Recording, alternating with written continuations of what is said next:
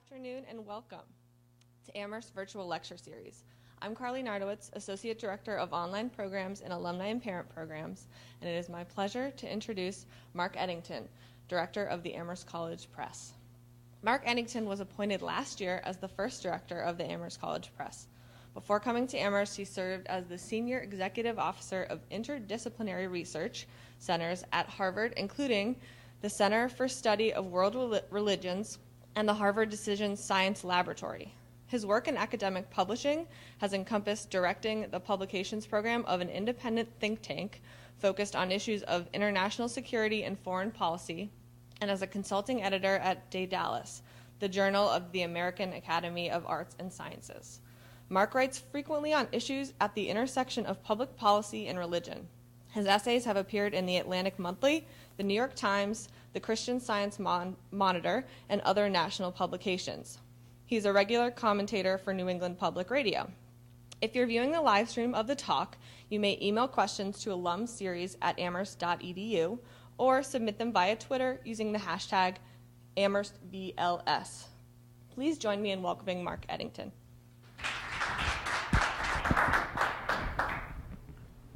Thanks so much, Carly. And hello from snowy Amherst. Thanks also to my brave colleagues who are here in the room, giving me a sense of actual people listening to this. I'm really appreciative, especially of your presence.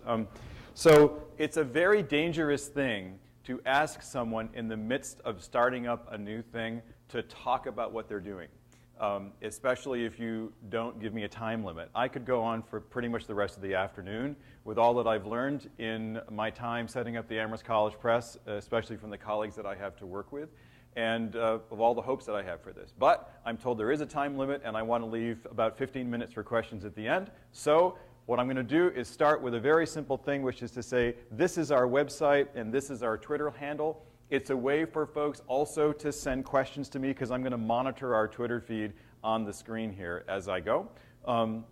But as Carly also mentioned, there's a way to do it. And a link to this presentation, to this slide deck, is actually online right now on the alumni site. So if this isn't a good enough view for you at home, you can just launch this link at home and follow through the slides as we go. Okay. Before this talk, we got some questions in from the alumni about what are we doing and why are we doing it. So I've decided to shape this talk in a series of propositions that I want to set and answer, I hope, as we go through. And they're going to talk about what is the problem anyway? Is there really a problem for us to solve in the world of scholarly publishing? Why should we be interested in solving that problem, and how can we go about doing it? So those are the propositions I'm going to come to. And as we go, I'm going to try to describe what is the current state of this world we call scholarly publishing. Why is it broken? How is it that the model we want to shape differs from the model that we have? And finally, I want to end with what are the questions that we're now starting to ask ourselves as we move down this road and actually begin to go asking for manuscripts from authors, okay? That's the approach. So let's start with proposition number one. And that's very simply that there is a crisis in the ecosystem that links faculty, authors, publishers, and research libraries. And that ecosystem provides a critical means for producing, evaluating, and disseminating new knowledge in the academy, and especially in the humanities, which, by the way, happens to be the thing that we care a lot about here at Amherst. So let me give you the warrants for this proposition. Let's start with some data.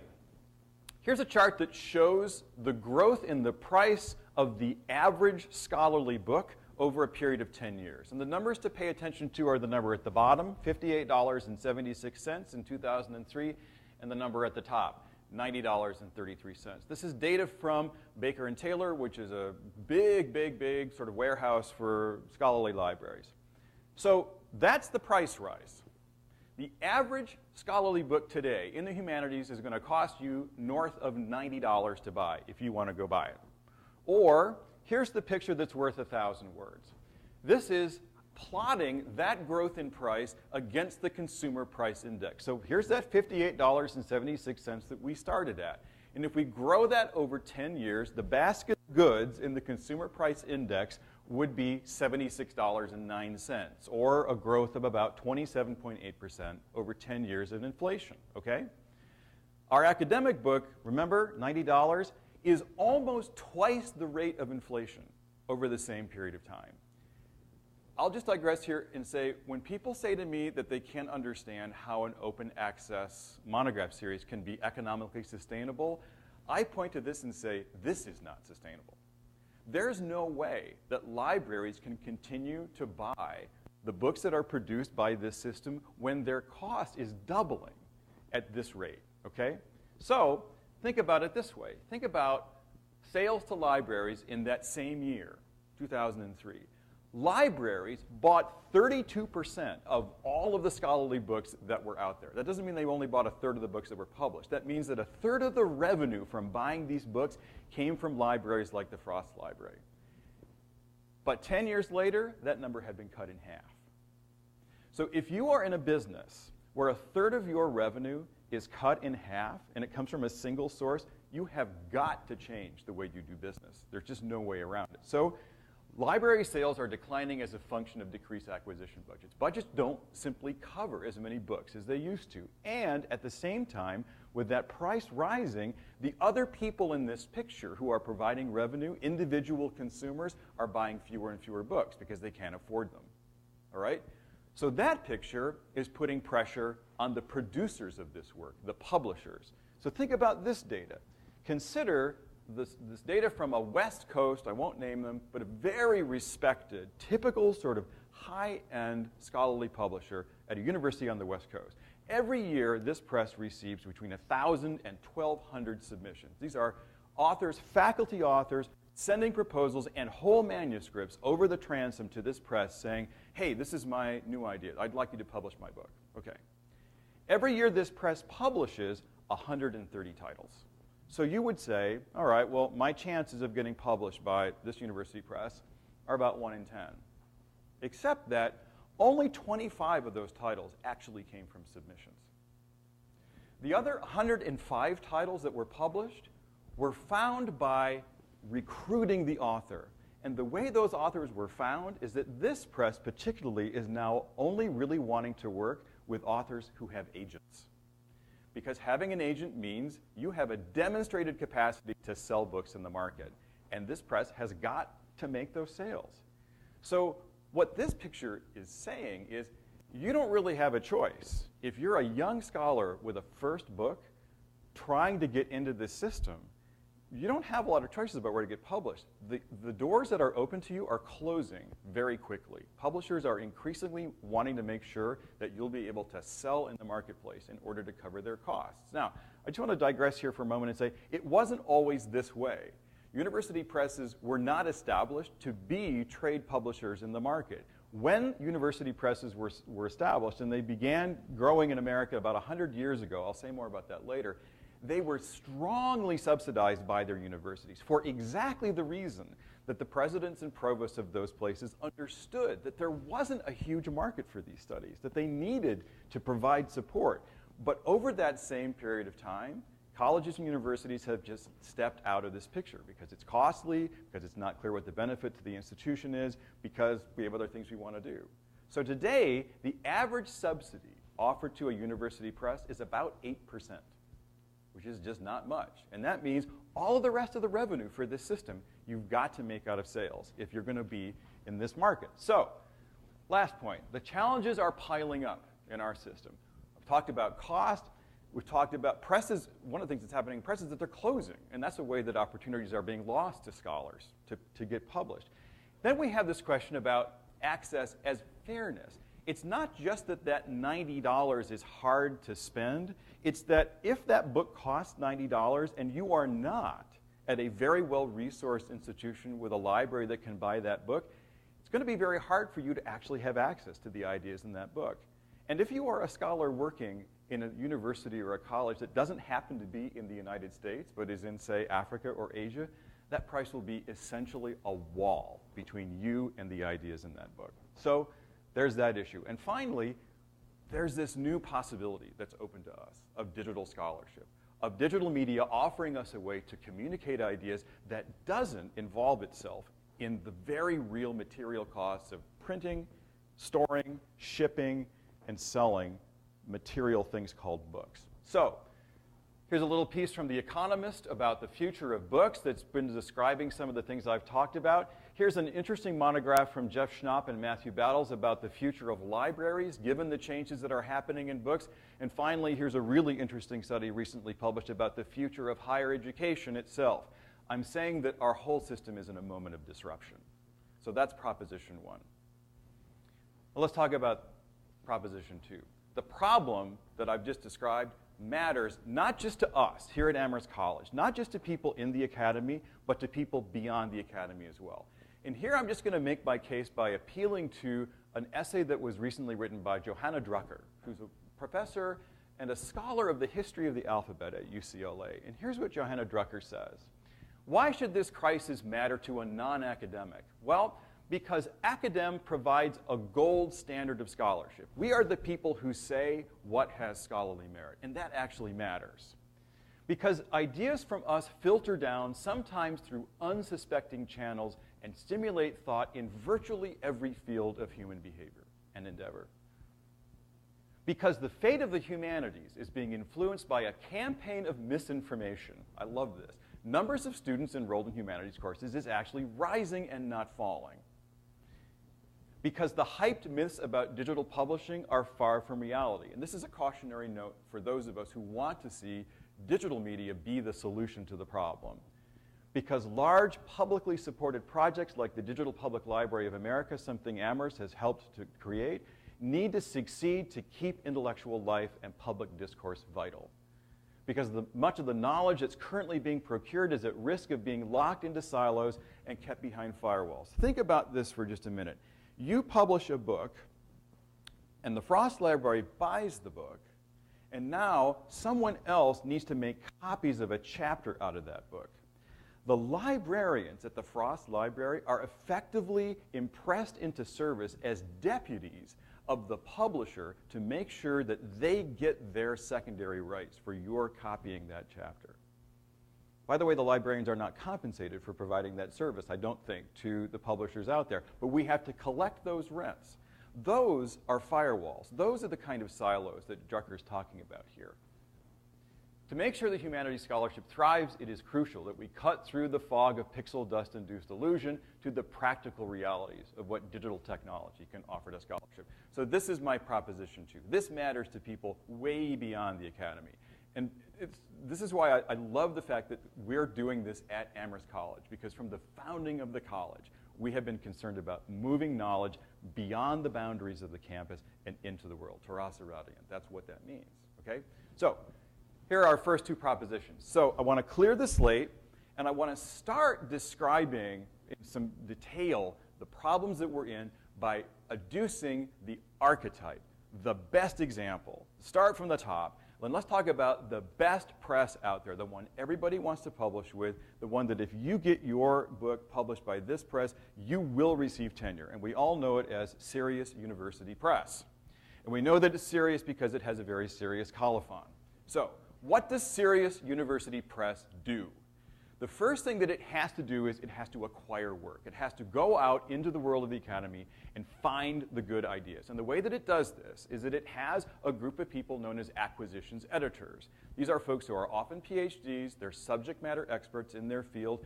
They go to the scholarly conferences and they listen to the papers and they come back and say, this woman that I just heard has the best idea about Shakespeare and Shakespeare's impact on politics in the 18th century. We've got to get this book. That's what they do, okay?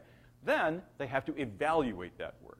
They use their own in-house acquisitions editors. They're going to have proposal readers from outside. They're going to have peer reviewers do the really stringent evaluation. And finally, Sirius University Press has an editorial board, which is responsible at the ultimate stage of this for signing off on the scholarly merit of this work.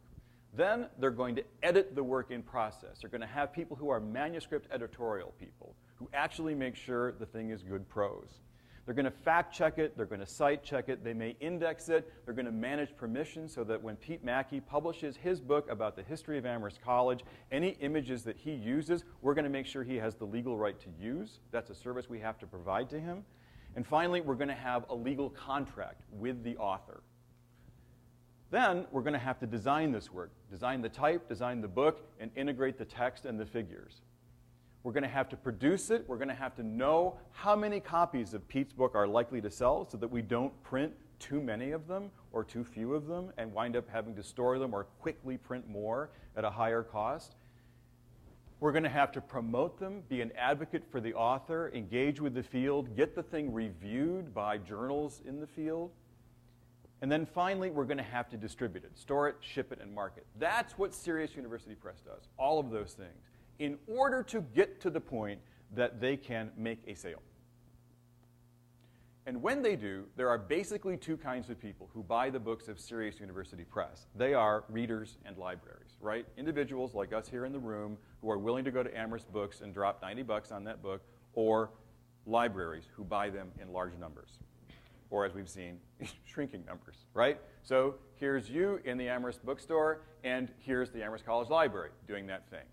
There's another way to generate revenue out of this system, which I already mentioned, and that is through secondary rights. So when Pete's book about the history of Amherst College is turned into a movie starring Pete, then we will be able to sell the reprint rights or the secondary rights to that work.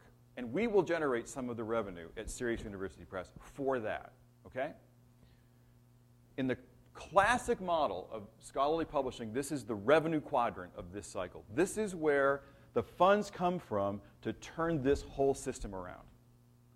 But because of what I've been describing as the sort of pressures on the system, because the things that we're producing were never really meant to exist in a market anyway, what's happening to this is this. The whole world is being turned upside down. Now, we are a scholarly institution. We're a college. And when we see big problems in the world that don't have obvious solutions, what we are trained to do is to start teasing these things apart by asking questions. That's what we've been doing at the press. And we come to this with basically three questions, all right? Question number one. Think for a minute about the history of scholarly publishing. We all know that it starts at Cambridge, and then it goes to Oxford not too much longer later. Anybody know what the first university press in America is that is still existent? Johns Hopkins University Press, okay? And then Chicago, and then Stanford, and then California. Interesting that this starts in the West, isn't it? But the West is trying to sort of get its bona fides as places of serious scholarship. Then Princeton, then Yale, then Harvard. Later, the University of Michigan, a very fine press, and the MIT Press. And if you look at these, what you will notice is they're all giant universities, right? In the term of the phrase, they're all R1s. They're all very large universities. And the question that we ask is, how might a liberal arts college offer a different perspective about what scholarship is? Why should we not have a voice at this table? We have some pretty clear ideas about what constitutes scholarship. Why should there not be a liberal arts representative in this space? Okay, second question. Remember the Encyclopedia Britannica. I grew up in the middle of Michigan. My sainted mother wanted to make sure that I have an opportunity to improve myself, and so when the door-to-door salesman came by from Encyclopedia Britannica, she bought it hook, line, and sinker. And I still have that edition in a giant wooden case of the Encyclopedia Britannica. It was the gold standard of scholarship in America. To be the editor-in-chief of the Encyclopedia Britannica was to be America's superhero scholar, right? And that person had under them a little group of associate editors who had under them some large number of authors, and under them an army of door-to-door salesmen making this thing happen. And what happened to the Encyclopedia Britannica? It got replaced, right? We all know that it got replaced by Encarta. What? Remember Encarta? Microsoft Encarta, right? Was supposed to be the next big thing that would take over, but this is not what happened. What we all know happened is the Encyclopedia Britannica was supplemented by that, Wikipedia. That's where we all go. And by the way, Encarta died in 2009. It just doesn't exist anymore. So that's interesting. But what's really interesting to me is that, think about it this way. Britannica was a firm, a large firm, actually, a huge firm. And Microsoft is a firm. But Wikipedia is not a firm. Wikipedia is a commons. Wikipedia is a very, very small nonprofit entity, but basically all of that work is being done by a huge group of people who want to get engaged in building Wikipedia. I'm drawing here off the ideas of a writer named Yochai Benkler, who's written a really interesting book called The Wealth of Networks. And Benkler's insight is that some things that we have traditionally produced through structures that are built like firms, because they were very efficient, that's what firms do, are now going to get built by the commons instead, because they're better suited to what he calls peer-based commons production. So the question that I bring out of all of this is, what would happen if we made the production of scholarly ideas less like a firm and more like a commons? University presses, in the classic instance, are firms. But scholarship is a business of communities. So what if we shifted this whole model and began thinking of it as a commons instead of a firm? Okay, last question.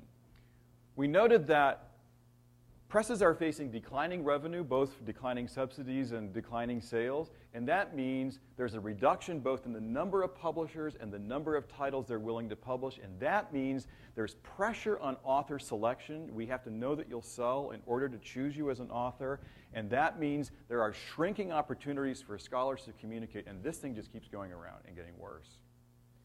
And the fundamental question that we bring to this is, what would happen if we delinked the creation and communication of scholarly ideas from the market? Because it's that fact that's driving this whole situation. Those are the three questions that we bring to this and that we're trying to answer through this. That's what we're trying to do. So, here's my third proposition. If we're going to fix this problem, it means that we're going to have to restructure the business model for the production of scholarly work. It's that simple. We're going to have to reassign ownership of the mission from profit-driven publishers who are working in the marketplace to impact-driven institutions. We thrive at Amherst by having impact in the world of scholarship, ideas, and public policy. That's what we do. And all assumptions in the existing model are going to have to be tested against this reorientation. They're going to have to answer to these basic questions that we're asking. What happens if we introduce a liberal arts college into this field? What happens if we move it from the firm to the commons? What happens if we delink it from the market? So, here's what our picture looks like. We still have to acquire work at the Amherst College Press, but we're not going to have the budget for acquisitions editors. As it turns out, we have a lot of faculty who are extremely good at what they do and go to the conferences and know the fields and can come back to us to say, I just heard this great paper. You really should be in touch with this person. We have librarians, research librarians, who increasingly are in this world as well, who know their fields and can provide that basic talent scouting function for us. So we see that as a good way to sort of commons-ize, if I can use that word, this basic function of acquiring work. And then we're going to leverage the reputation of the institution. When I go around, I'm sure Jen Acker has the same sort of experience. When I go around and introduce myself as being from the Amherst College Press, people say to me, oh, Amherst, you must be doing literature. Well, okay, I'll do literature. I mean, that's a pretty good signal about what our reputation in the world of scholarship is. So we should build on that. Then, in the same way, we're going to have to evaluate the work. This sounds a little business schooly, but the value proposition of what we produce must be the same as the value proposition of any other university press. And it is, if you read this, it will be of scholarly merit. We have to assure that. So to do that, we do the same thing. We have proposal readers, we have peer reviewers, and I'm proud to say we have an editorial board. And it's made up of 8 members of the faculty of Amherst College who are going to be the final readers and the final authority on producing this stuff, okay? Then we have to edit and refine it. But here's a small difference. We'll have editors, but at an earlier stage in our conversation with any author, we will also have technologists. Because if we're building this work as digital-first work, we need to understand up front what the requirements of it will be as a web page, as a downloadable sort of thing to read on your tablet. It's more complicated doing this. We know the technology of books. That's simple. But the technology of digital scholarship is still very much in flux. So we're going to need technologists in our picture sooner. And I'm glad to say the library is just about to hire somebody who will bring those skills to us and to the press. Then this is different. When we design this work, we will begin from a basis of research computing. We know that part of what's happening in the world of scholarship right now is the marriage of narrative and data sets. That will take some real skill around research computing. So we'll need the technologists who can do that, and we'll need to think differently about how we integrate text in media. When we produce the work, it's going to be a very different thing that we produce. We're going to have to build web pages, we're going to have to create downloadable artifacts, and we're going to have to test what we build.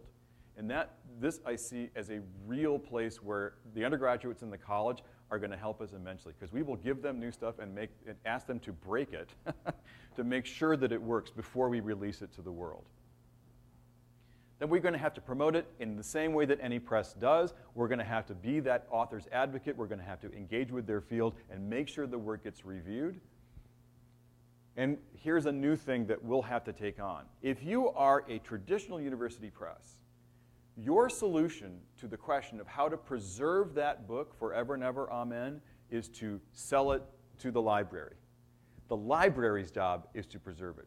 But now we have to begin, as we build this digital work, thinking about how will we preserve this forever and ever. That's now our job. Because we, first of all, are a publisher within the library, and we're producing something that is digital. Now, we will, by the way, create print-on-demand stuff. We will create printed stuff, but we know how to solve that problem. This problem we have to take on. We already have a solution for this in the Amherst College Digital Collections, which is now up there and available to anybody. We will be part of that, but we have to take that responsibility on. And then when we distribute it, we do it very differently. We have to post it, we have to make it discoverable. We'll use tools like RSS feeds to let people who are interested know, hey, we've just published a new thing at the Amherst College Press.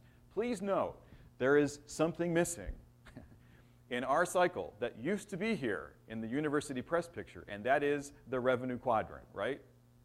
How do we then solve this problem? Remember that I said the answer was we had to reassign ownership of this mission from a profit-driven publisher to an impact-driven institution, right? So that means Amherst now owns this mission. It means that when we have the mission of creating and communicating ideas, which we do, we get certain social privileges conferred on us. One of them, one of the most important ones, is that we get exemption from taxation. So people give us charitable contributions because they want to support our mission. That gives us the responsibility to use those resources to communicate ideas, which is what the job of a press is, right? So think about it this way. People over the course of the years have given funds to the library to buy books. And I go outside my office in the library and I find books with these book plates in them. You've probably seen them too if you use Frost. People thoughtfully gave their money to us because they supported our mission so that we could buy books. And what we're saying is, what if we flipped that model and instead raised the money so that we could make books? And when we've made them, give them away to everybody. That's the model of impact when the institution owns the mission. So that's our picture.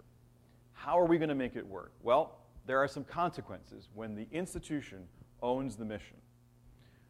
The first one is, as I said, we've got to break down these barriers of access between cost and readers. Think about it this way. If I'm Stephen King and I'm publishing a new book, my interest is to publish as many books as possible and sell a lot of them to make money. And if I am Stephen King's publisher, my interest is to sell as many of Stephen King's books as possible and make money. Our interests are aligned, and that's a good world.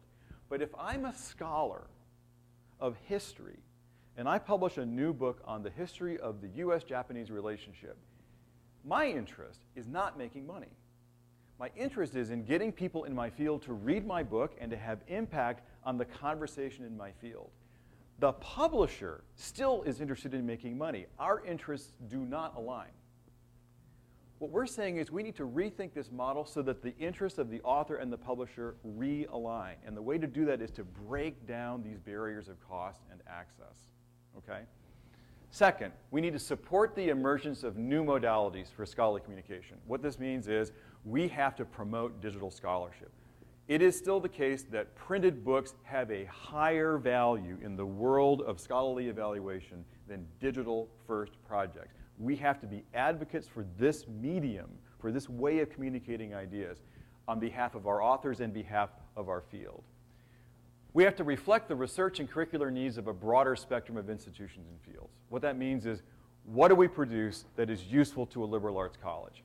Some of you know that very soon a new humanities center will be in the library. When the senior leadership of the college came to the library to ask, could we move the humanities center into the library, the first question was, well, how much space do you need? And then the answer to the question was, well, given that you need this much space, my brilliant colleagues in the library could answer this question. What would happen if we simply did this? If we identified every book that we've purchased here since 1980, I believe it was 1980, that has never been checked out. Not only not been checked out, never left the shelf, just removed those books and put them in offsite storage. Could we make enough room? And the answer was, we could make more than enough room.